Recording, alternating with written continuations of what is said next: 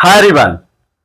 तो यदि आप क्लास 10 में पढ़ रहे हैं तो ये वीडियो को बिल्कुल स्किप नहीं कीजिए, क्योंकि जिस टाइप का मैंने आज क्वेश्चन सॉल्व करवाऊंगा तो कोई भी आज तक जितना भी क्लास 10 सीबीएसई बोर्ड का एग्जाम हुआ हो और उसमें ये क्वेश्चन ना पूछे, ऐसा हो ही नहीं सकता है।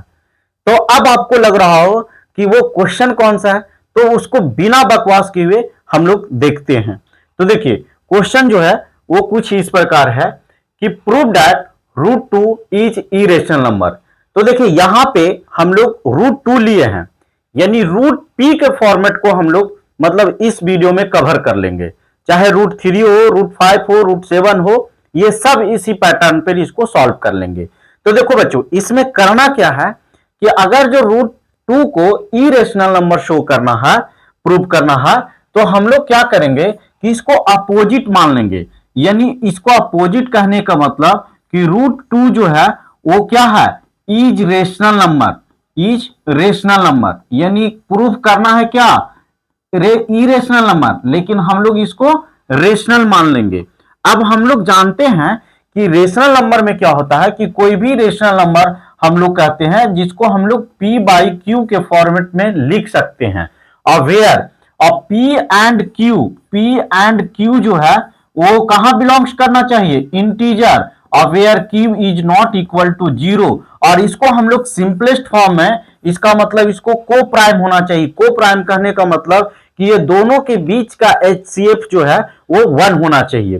ठीक है, इसका मतलब ये दोनों का कॉमन फैक्टर जो है 1 के अलावे कोई दूसरा नहीं होना चाहिए। तो देखिए, अगर जो ये हम लोग इसका उल्टा मान लिए हैं कि रूट टू इरेशनल नहीं रेशनल है, तो रेशनल है तो रूट टू को हम लोग क्या कर सकते हैं, p बाई में q के फॉर्मेट में लिख सकते हैं।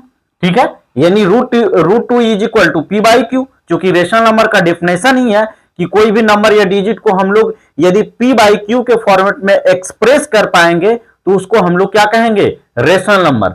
अब हम लोग क्या करते हैं कि इसको दोनों साइड स्क्वायर करते हैं। तो दोनों साइड जब स्क्वायर करेंगे तो ये जो हमारा हो जाएगा वो 2, हाँ 2 इज इक्वल टू चूंकि रूट टू का स्क्वायर करेंगे तो 2 हो जाएगा, यानी 2 is equal to p square और बाई में क्यू स्क्वायर हो जाएगा। अच्छा, यहां पे एक फॉर्मेट और लेकर चलते हैं कि लोग कभी कभी a अपॉन बी लेकर चलते हैं, यानी a बाई में b भी मान लीजिएगा तो कोई दिक्कत नहीं है। तो यहां से क्या हो जाएगा, a स्क्वायर और ये हो जाएगा b स्क्वायर। इसका मतलब हम लोग कह सकते हैं कि 2b square is equal to a square, 2b square is equal to a square. अब इस बात को समझिए, उसी तरह से यदि p लेके चलते हैं तो 2q square is equal to p square हो जाएगा। अब देखिए यहां से बात को समझिए कि अगर जो हम लोग 2 में किसी डिजिट को या नंबर को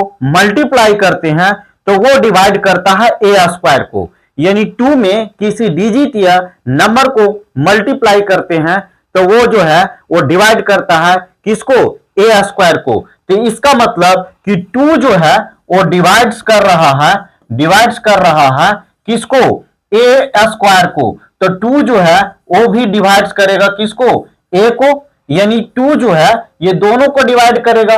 यहां तक के समझ में आ गया है? ठीक है, ठीक है, यहां तक के क्लियर होगा। अब इसको क्या करते हैं, इसको करते हैं कि ये 2 a इज इक्वल टू हम लोग 2c लेट कर लेते हैं, a is equal to 2c। एक मिनट, हाँ a इज इक्वल टू अब हम लोग क्या लेट कर लेंगे, 2c। इसको इरेज कर देते हैं।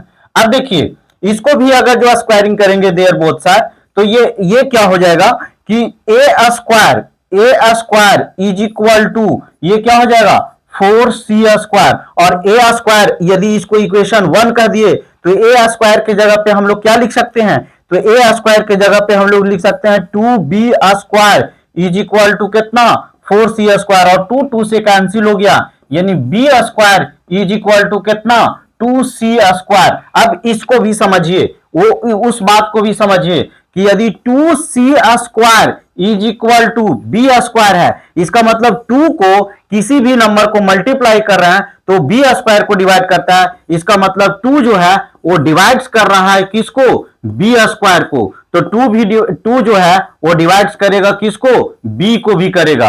अब बात समझो कि देखो यहां पे 2a² को डिवाइड कर रहा है और 2a को भी डिवाइड कर रहा और 2b² को भी डिवाइड कर रहा और 2b को भी डिवाइड कर रहा, इसका मतलब ये दोनों के बीच में एक कॉमन फैक्टर हो गया, ठीक है। इसीलिए जो हमारा जो मानना था कि ये रेशनल नंबर है, इसका मतलब कि ये जो है ना कॉमन फैक्टर हो गया, तो इसका मतलब कि अब इसको हमने साफ साफ लिख दिया है, ठीक है, इसको मैंने साफ साफ लिख दिया हूं, यहां से समझो। अगर जो ये लेंदी बेंदी लग रहा है तो देखो करना क्या है कि इसको एकदम इस फॉर्मेट में लिखना है कि अगर जो पॉसिबल है तो इसको हम लोग रेशनल नंबर मान लिए, तो इसको p/q के फॉर्मेट में, वो समझाने के लिए वहां पर लिखे थे।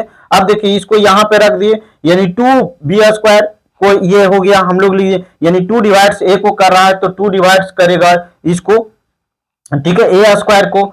फिर इसके बाद में देखिए a को भी डिवाइड कर, इसका मतलब 2 जो है वो प्राइम एंड डिवाइड्स b² और 2 इसको भी डिवाइड कर रहा, और फिर इसके बाद में हम लोग जो c लेट किए थे तो इसको भी हम लोग ऐसे करके लिए। अब देखिए 2 यहाँ b² को भी डिवाइड कर रहा और देखिए यहाँ 2a² का और b² का दोनों को डिवाइड कर रहा, तो इसका मतलब 2 is prime and 2 divides b² और b, इसीलिए 2 इज ए कॉमन फैक्टर, यानी कॉमन फैक्टर 1 के अलावा कुछ नहीं होना चाहिए, लेकिन यहां पे क्या है 2 है, इसीलिए हम लोग जो कह सकते हैं कि ये कॉन्ट्राडिक्ट हो गया, इस जो फैक्ट हो गया वो कॉन्ट्राडिक्ट हो गया, चूंकि a और b है कॉमन फैक्टर आ गया अदर देन 1, इसीलिए हमारा कॉन्ट्राडिक्शन जो है वो गलत है, और वो √2 जो है वो रेशनल नहीं, क्या होगा, इरेशनल होगा, ठीक है।